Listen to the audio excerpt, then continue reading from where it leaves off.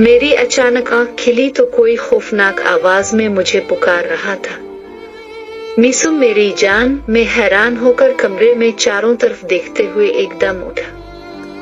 मैं काफी खौफजदा था क्योंकि अब मैं उन पर असरार हालात से काफी तंग आ चुका था और उनसे जल्द अज जल्द छुटकारा हासिल करना चाहता था। खैर मैंने आवाज पर फिर गौर किया, मुझे कमरे में कुछ भी नजर न आया।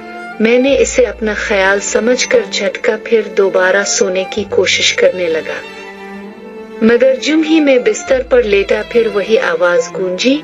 इस बार आवाज में काफी दर्द था। मैं फिर उठ बैठा और पुकारने लगा, कौन है यहाँ? मगर खामोशी छा गई। मैंने पूछा, कौन है यहाँ? इस बार कमरे में सिसकियों की आवाज गूंजी जो आहिस्ता आहिस्ता बुलंद होने लगी। अब तो मैं एकदम खौफजदा होकर खड़ा हो गया और कमरे का दरवाजा खोलकर बाहर निकल आया। बाहर आकर एक और मंजर खौफ पैदा करने के लिए काफी था। घर की एक तरफ की दीवार पर छेमी बाल खोलकर सुई हुई थी। इसके सारे सफेद बाल दीवार से नीचे तक लटक रहे थे और वो अपना सर ऊंचा करके दूसरी तरफ देख रही थी, जबकि दूसरी तरफ आशी जिसके हाथ बंधे हुए थे और वो होले होले रो रही थी। साथ ही छेमी को बुरा भला कह रही थी कि क्यों डाइन बनाया है तुमने, मुझे बताओ। माए ऐसी होती है, अब क्या होगा मेरा? क्या तुम मुझे इस बदरू के साथ खबीस धामों की कैद से छुड़ा सकती हो? बताओ, कौन है अब इस दुनिया में मेरा? क्या कोई डाइन से प्यार कर सकता है? बताओ छेमी। मुझे नजरअंदाज करके वो एक दूसरे से मुकालमे कर रही थी। इस खौफनाक मंजर में ऐसी कशिश थी कि मैं बखुद उन दोनों की जानिब बढ़ने लगा। मैंने गौर किया, आशी के बाल भी दीवार से नीचे तक लटक रहे थे। फिर मुझे एकदम उन बड़े बालों को देखकर एक ख्याल आया। मैं उन दोनों को एक दूसरे से बोलता हुआ छोड़कर अपने कमरे में भाग कर आया और आकर कैंची ढूंढने लगा जो खुशकिस्मती से जल्दी मिल गई। मैंने जल्दी से इसे अपनी जेब में छुपाया और दोबारा बाहर निकल आया, मगर मंजर एकदम तब्दील था क्योंकि छेमी डाइन और आशी गायब थी। ताहम मैंने अब पक्का इरादा कर लिया था कि आशी अब मुझे जब भी नजर आई मैं उसके बाल काट कर देखूंगा। हो सकता है वो इस डाइन बनने के अजाब से निकल आए और एक नॉर्मल जिंदगी गुजारने के काबिल हो जाए। ये सोचकर मैं मुतमईन हो गया और जाकर अपने कमरे में सो गया।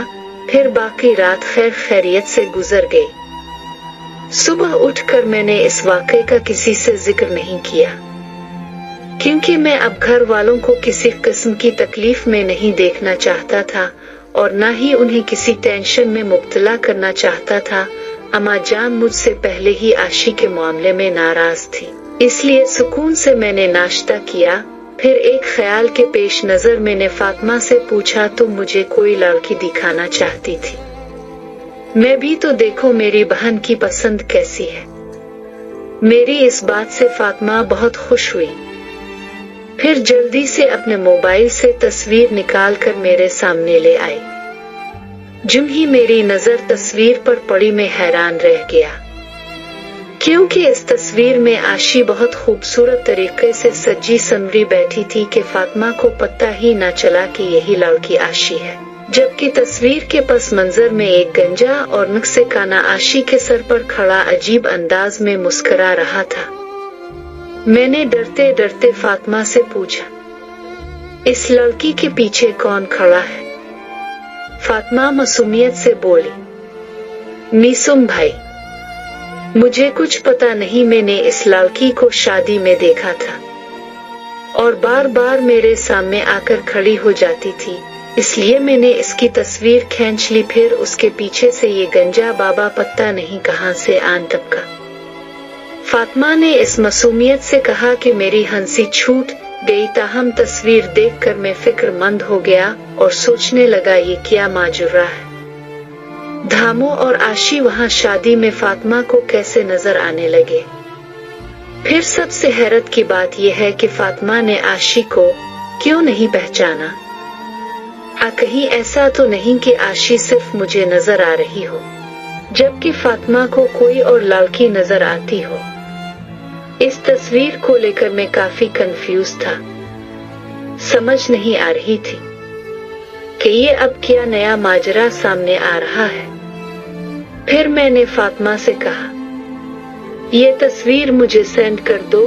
फातिमा ने जब तस्वीर भेजी तो बिल्कुल वही मनाजिर थे जो मैंने रात में देखे थे। तस्वीर फिर मुतहर्रिक हो गई। अब तो टेंशन में मेरा सर फटा जा रहा था। मैं सोचने लगा, क्या अब ये डाइन हमेशा मेरा पीछा करती रहेगी? सोचते सोचते जब कोई हल ना मिला तो मैंने गाड़ी निकाली और पीर कुतुबुद्दीन से मिलने चला गया। वहां मुरीदैन का काफी रश था। मेरी बारी काफी देर से आई, मगर मैं वहां सुकून से बैठा रहा, क्योंकि वहां कम अज कम खतरनाक मनाजिर देखने से तो बचा हुआ था। काफी इंतजार के बाद मुझे बुला लिया गया।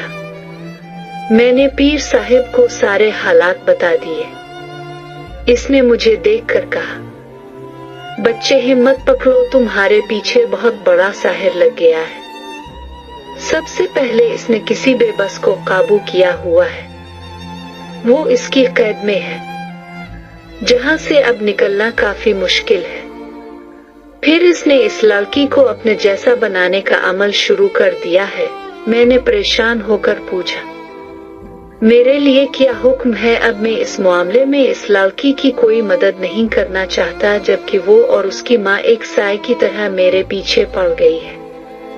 मैं उनसे कैसे अपने आप को बचाऊं? पीर साहिब ने मुझे देखकर कहा, किसी मदद मांगने वाले की मदद करना बहुत सवाब का काम है। मेरे बच्चे, जो तुम्हें पुकारे इसकी मदद करना तुम पर लाजिम है। मैंने कहा, जनाब मैं कैसे मदद कर सकता हूँ? वो धामो बहुत पर असरार ताकतें रखता है। हम काफी दफा अपनी जान बड़ी मुश्किल से बचा कर आए हैं, मगर अभी तक वो हमारे सामने भी नहीं आया।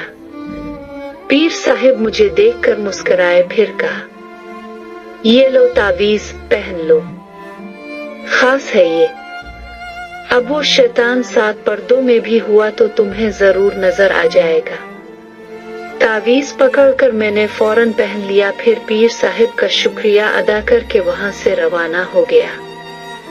मैं अभी अपनी गाड़ी तक चल कर जा ही रहा था कि मेरे कानों में आवाज गूंजी, धामो एक ताकत का नाम है, तुम हट जाओ रास्ते से, वरना मार दिए जाओगे। मैं हैरान होकर देखने लगा। जुम ही मेरे कानों में पर असरार आवाज गूंजी, मगर इर्द गिर्द देखने के बावजूद कोई भी सामने ना आया।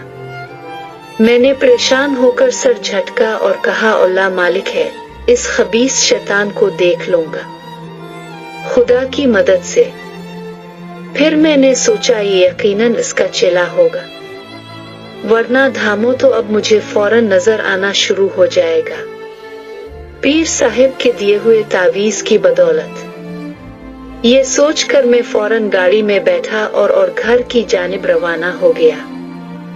और ये सोचता हुआ जा रहा था कि इंस्पेक्टर राहत अली को जाकर एक बार फिर कायल करना पड़ेगा, ताकि धामों के ठिकाने पर मेरे साथ दोबारा जा सकें।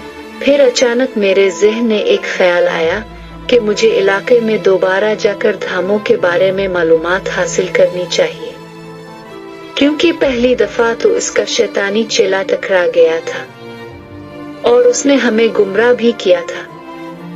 हो सकता है इस बार कोई खातिर खाए मालूमात हासिल हो सके।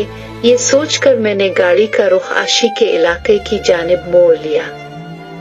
रास्ते में मैंने इंस्पेक्टर राहत अली को कॉल की और अलिफ से कायल करने की कोशिश की कि वो मेरे साथ एक बार फिर चला आए, ताकि हम दोनों मिलकर खबीस धामों को ढूंढ सके। मगर इसने माजरत करते हुए इनकार कर दिया। मजबूरन मुझे अकेले ही जाना पड़ा। कुछ देर बाद मैंने अपनी गाड़ी आशी के इलाके में रोकी। गाड़ी से उतरकर मैंने अतराफ का जायजा लिया। सामने एक परचून की दुकान नजर आई जिसमें बाबा जी बैठे नजर आए। मैंने उन्हें सलाम किया। हाल अहवाल के बाद पूछा, बाबा जी मुझे धामों के ठिकाने का बता दे, मैंने उनसे मुलाकात करनी है। बाबा जी मेरी बात पर चौंके, फिर कहा, पत्थर उसको तो डाइन की बेटी ने मार डाला था। तुम किस धामों की बात कर रहे हो? मैं समझ गया कि इस बाबा को कुछ पता नहीं है। फिर मैंने माजरत करते हुए कहा, मुआफ कीजिएगा बाबा जी, मुझे इसके कत्ल का पता नहीं था। अच्छा अब मैं चलता हूँ। वैसे अगर आप मुझे इसका ठिकाना बता दें तो उसके घर वालों से तज़ियत करते हुए चला जाऊंगा। ये सुनकर बाबा जी ने कहा, अच्छी बात है पत्थर, लेकिन वहां तो अब कोई भी नहीं जाता, इसलिए तुम वहां जाकर क्या करोगे? फिर उसके घर में भी कोई नहीं होता। वहां तो तुम्हें उल्लू ही मिलेंगे जो हर वक्त इस घर के गिर्द चक्कर लगाते रहते हैं। फिर मैंने हंसते हुए कहा, कोई बात नहीं बाबा जी, मैं इसके उल्लूओं से तज़ियत करके वापस आ जाऊंगा। बाबा जी ने हंसते हुए कहा, ठीक है पत्थर, जैसे तुम्हारी मर्जी। सामने जो गिल्ली नजर आ रही है इसके दाएं तरफ मुड़ जाना, वो तुम्हें तन तारीख गिल्ली में ले जाएगी। वैसे मेरा मशवरा है तुम ना जाओ वहां, क्योंकि धामों की शोहरत अच्छी नहीं थी। शुक्र है खबीस मर गया है। और वो अभी बाबा जी कुछ और भी बताने वाले थे कि एकदम उसका गला किसी अनदेखी ताकत ने पकड़ा और वो वही तड़पने लगा। बाबा जी को तड़पते हुए देखकर मैं फौरन वहां से निकल आया, क्योंकि इलाका सुनसान था, कहीं मुझ पर उसके कत्ल का इल्जाम न लग जाए। और इस बात की भी तस्दीक हो गई थी कि इसी तन तारीख जगह पर ही इस खबीस धामों का ठिकाना है। अब मुझे यहाँ से निकलकर हिकमत अमली के तहत यहाँ आना था, ताकि खबीस धामों का डट कर सामना कर सको। मैं दुकान से निकलकर गाड़ी की जानिब बढ़ने लगा कि अचानक मुझे अपने पीछे तेज तेज कदमों की आवाज सुनाई दी। जब मैंने पीछे मोड़कर देखा तो कोई भी नहीं था। मैंने दिल ही दिल में तिलावत कुरान पाक शुरू कर दी और भागकर गाड़ी में जा बैठा। फिर गाड़ी एकदम चला दी। मैं जान गया कि धामों को पता चल गया होगा कि मैं इसका पूछता फिर रहा। अब वो अपना वार जरूर करेगा, इसलिए मुझे मोहतात रहना होगा। मैं उन्हीं ख्यालों में चला जा रहा था कि अचानक मेरी गाड़ी की स्पीड एकदम बढ़ गई, मगर मैंने अपने हवास पर काबू पाया और सफर की दुआ जोर जोर से पढ़ने लगा। मैं उन्हीं ख्यालों में चला जा रहा था कि अचानक मेरी गाड़ी की स्पीड एकदम बढ़ गई, मगर मैंने अपने हवास पर काबू पाया और सफर की दुआ जोर जोर से पढ़ने लगा, जिसका नतीजा ये हुआ कि गाड़ी मेरे कंट्रोल में आ गई। फिर मैंने देखा सड़क पर एक लाश अचानक से नमूदार हो गई। मैंने एक लम्हे में देख लिया वो लाश मेरे बाबा जान की थी, जिसे देखकर मैं दहशत ज़दा हो गया और गाड़ी से निकलने ही लगा था कि रुक गया।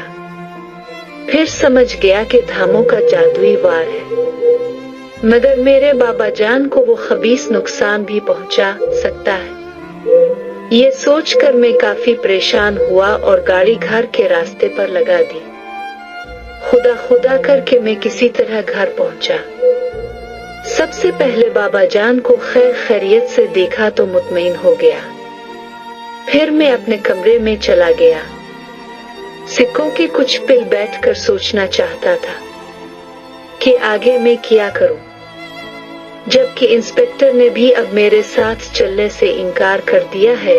सोचकर काफी परेशान बैठा था कि अचानक इंस्पेक्टर की कॉल आने लगी। जो ही मैंने फोन उठाया, राहत अली धाड़े मार मार कर रो रहा था। खौफजदा होकर मैं उठकर खड़ा हो गया। सर क्या हुआ है, आप बताते क्यों नहीं? मैं बहुत टेंशन में हूँ।